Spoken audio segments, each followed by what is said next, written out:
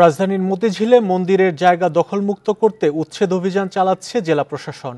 বিস্তারিত জানাতে সেখান থেকে যোগ দিচ্ছেন সহকর্মী আদিলুর রহমান। আদিলুর, অভিযান কখন শুরু হয়েছে আর এই দখলকৃত জায়গাতে কি কি স্থাপনা আছে বিস্তারিত জানাবেন। এখন জন্ম সনদ দিয়ে খোলো বিকাশ স্টুডেন্ট অ্যাকাউন্ট। নিজের বিকাশ নিজে কর।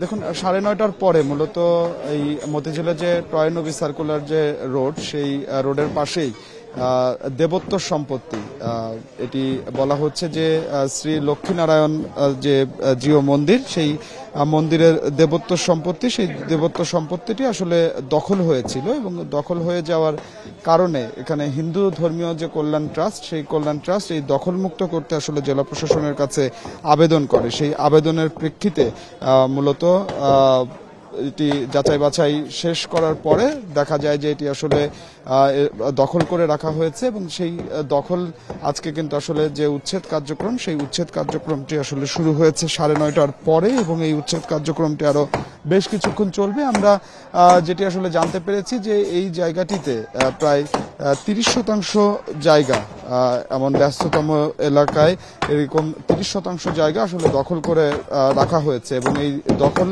করা জায়গায় মূলত আসলে স্থাপনা গড়ে তোলা হচ্ছিল।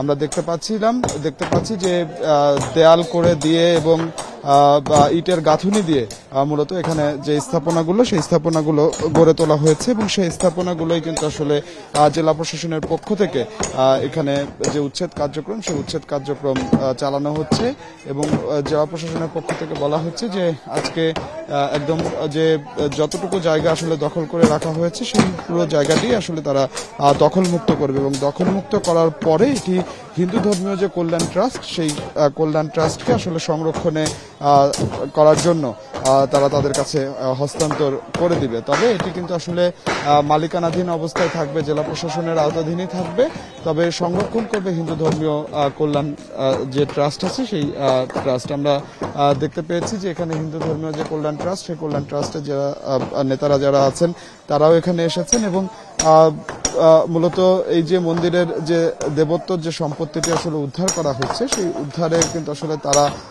বেশ স্বস্তি প্রকাশ করেছেন।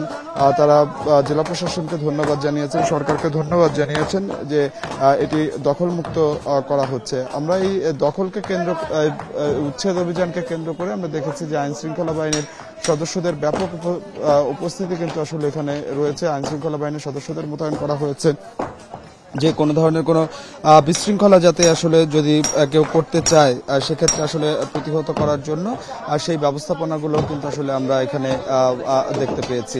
অর্থাৎ সব মিলিয়ে বলা যায় যে এই যে উচ্ছেদ অভিযানটি, সেই উচ্ছেদ অভিযানটি চলছে এবং এই উচ্ছেদ অভিযানটি আরো বেশ কিছুক্ষণ চলবে এবং এটি পুরোপুরি উচ্ছেদ করার পরে মূলত এই যে 30% জায়গা, এটি হিন্দু ধর্মীয় যে কল্যাণ ট্রাস্ট তাদের সংরক্ষণে দেওয়া হবে। তো আমার কাছে এটি ছিল এখনকার সবশেষ। রাজধানীর মতিঝিলে মন্দিরের জমি দখলমুক্ত করতে অভিযান চালাচ্ছে জেলা প্রশাসন, সেই খবর জানাচ্ছিলেন সহকর্মী আদিলুর রহমান।